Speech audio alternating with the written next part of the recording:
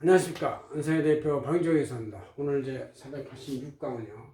피감회사의 재무경영 문제가 어떻게 외부감사 위험이 있는지 이런 회사의 특성을 한번 알아보고 재무제표가 어떤 식의 모양으로 나타나는지 한번 그걸 한번 정리를 해보겠습니다.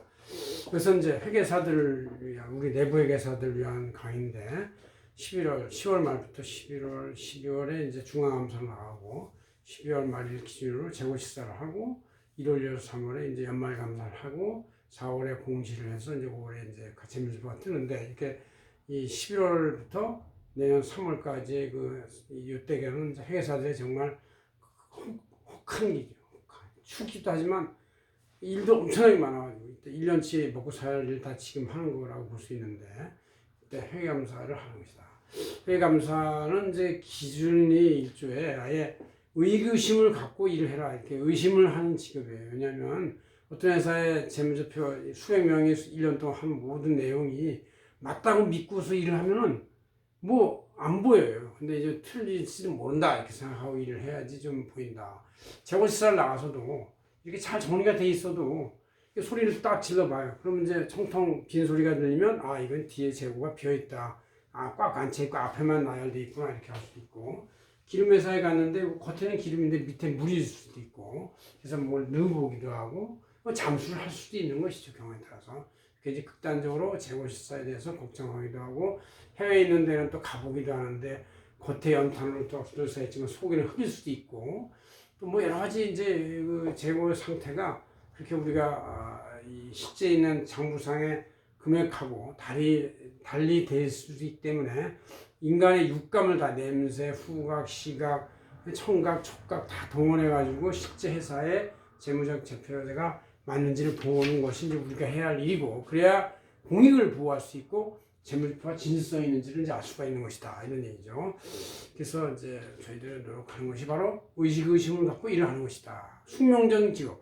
의심한다는 것이 사실 저도 굉장히 싫어하는 일이지만 우리의 숙명적 직업이 의구심을 갖는 것이다. 이것이 본질이다. 의구심을 가져야 보인다. 그런 얘기죠. 자, 그런 의미에서 한번 보겠습니다. 자, 몇 가지 한번 주겠습니다. 첫째, 의심스러운 회사는 성급한 기업 공개를 추진하는 회사들 약간 의심할 수가 있어요. 설립된 지 2, 3년밖에 안 됐는데 코스닥 코넥스에 들어간다고 하면서 작은 것도 막 광고하고 그런 데면 의심스럽죠. 특히 외부감사 계약이라는 것은 이게 어려운 길로 들어가는 건데 이게 무슨 광고 대상이 아닌데 이런 거를 막 노출해서 선전포고하는 회사도 있는데 이것은 뭔가 너무 성급하게 서둘러가지고 아무것도 아닌 거를 침소 봉대하는 그런 뜻이 있다. 이렇게 성급하게 IPO 가는 회사를 의심해라 누구나 이런 얘기죠.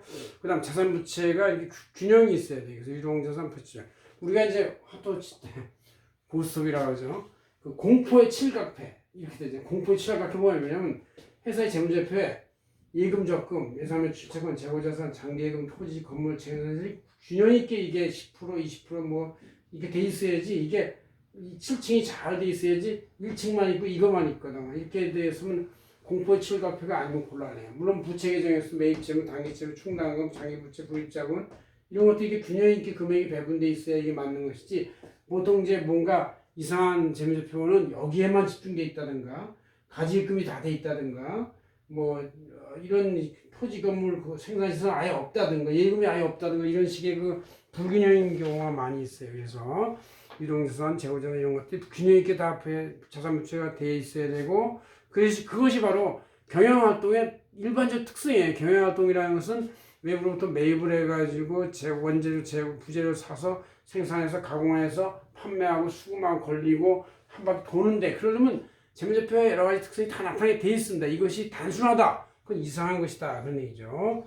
그래서 세 번째로 재무제표 개정이 너무 간단하다. 이것은 일실질적 거래는 없고 자금 운용만 하거나 공급의 비정상 유용이나 횡령의 상태를 뜻하는 경우가 있을 수 있다. 이런 얘기죠.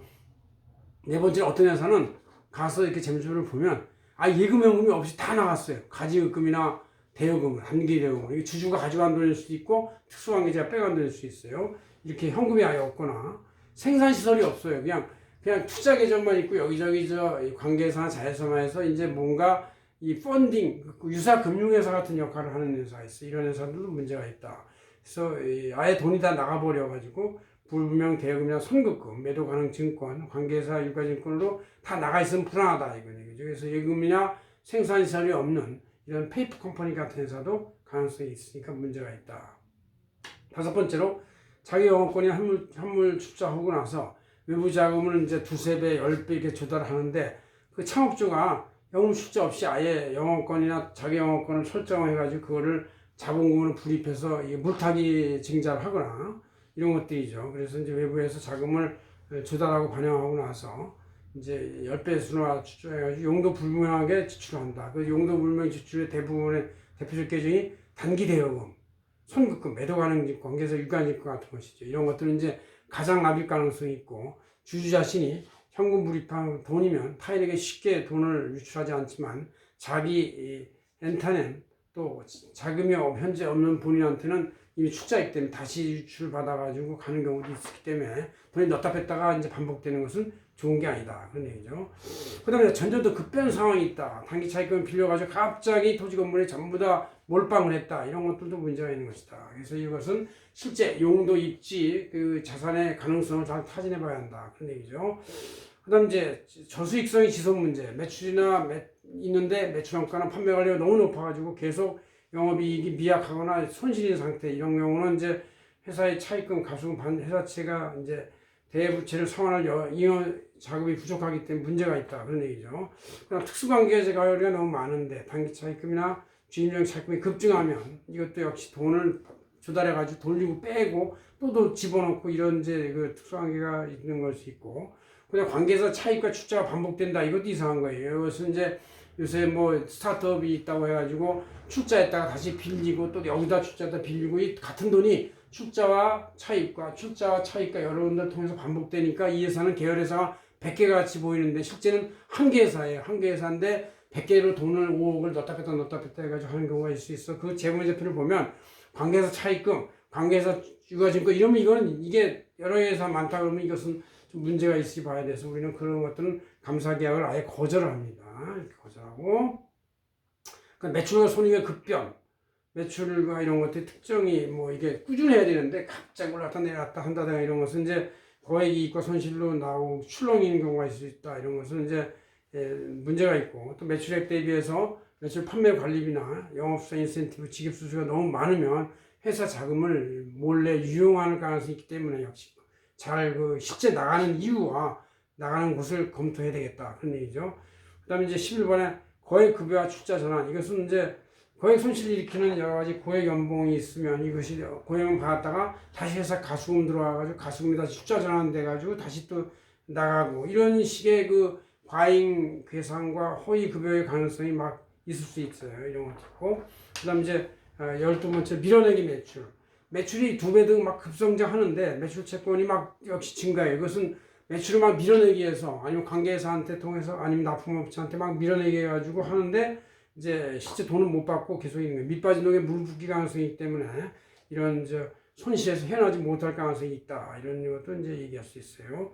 13번째 SPC 등 스페셜 목적의 회사 대차가 된다. 특수목적 달성을 위해서 거액 차입과 거액 대여가 반복되고 그래서 이제 그 거액 취득에는 이제 공사 대금을 나간다든가 토지 유가증권, 사업권 이런 걸 이제 취득한다고 했는데 이런 거에 사업 타당성이 높아야 되고 외부 차익과 내부의 어떤 취득 자산의 담보 연결성이 객관성이 있어야 돼. 은행도 이게 믿고서 빌려줄 때 뭔가 수단을 강구하는데 그것이 허황되게 떠 있으면은 역시 잘못된 차입일 수 있다. 아니면 그 특수관계를 통한 돌리기 차입일 수 있다. 이런 걸 이제 의심해야 된다. 그런 얘기죠.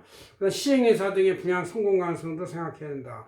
부동산 개발 PF회사들인 경우에는 개발 분양 사업소의 성공 가능성과 이런 전문을 검토해야 된다. 입지나 분양성, 수익성, 최종 수급 완료 능력 이런 것들이 입증이 돼야지 이게 회사가 재무제표 적당하다고 볼 수 있는 것이지 그런 게 안 맞고 아구가 안 맞고 앞뒤가 안 맞으면 의심할 수밖에 없다. 그런 재무제표는 허위 재무제표일 수 있다. 이와 같이 재무제표는 공포의 실각표를 가진 확투장같이 이런 자산들이 꾸준히 이렇게 잘 나열되어 있고 이 금액에서 유기적 연관성이 있고 합리적이어야 한다. 이렇게 볼 수가 있습니다. 이와 같은 재무제표는 합리적인데 이와 같지 않고 갑자기 뭐 이렇게 붕 떠요. 1층만 있고 7층이 있다.